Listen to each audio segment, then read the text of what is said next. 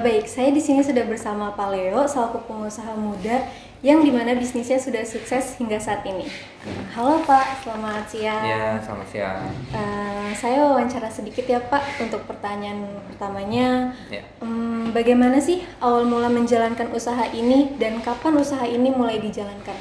Jadi awal start bisnis ini lebih ke arah apa ya? Kita ngelihat tren digital yang selalu berkembang ya di Indonesia pada tahun 2018.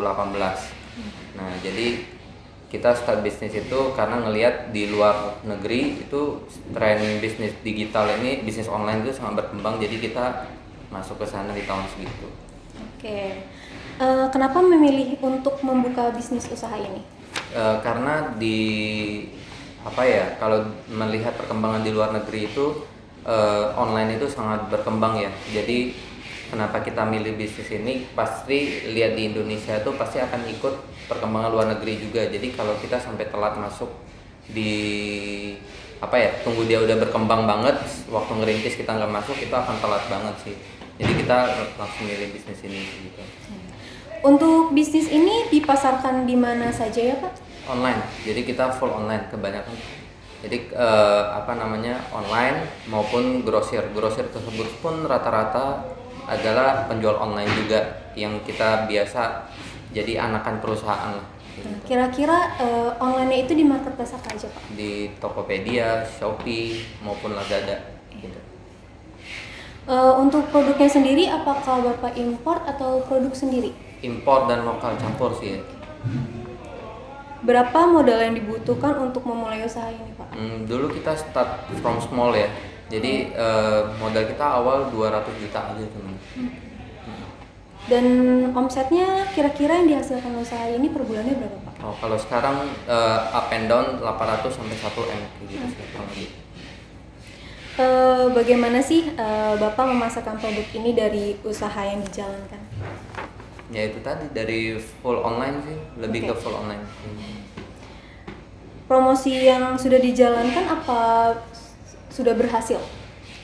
Promosi sih pasti berubah-berubah terus ya.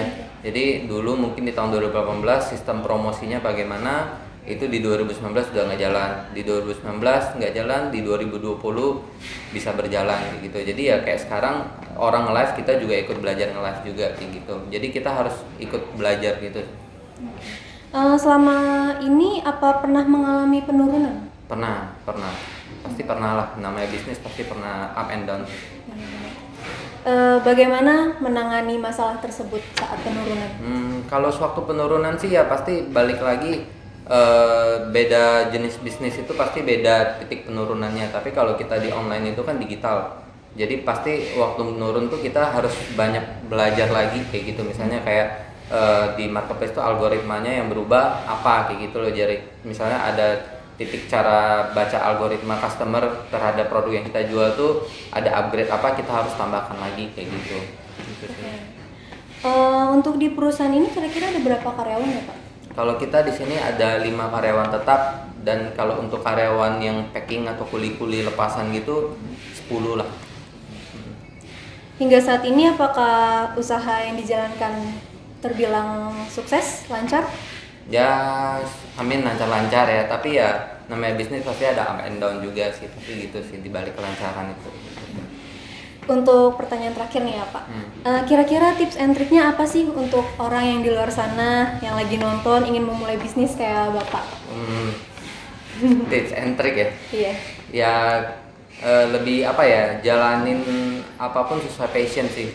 Kalau nggak sesuai passion pasti kayak mau jalanin, misalnya mau ngulik sesuatu bisnis pun pasti kayak ngerasa terbebani, itu berarti udah nggak cocok kayak gitu sih.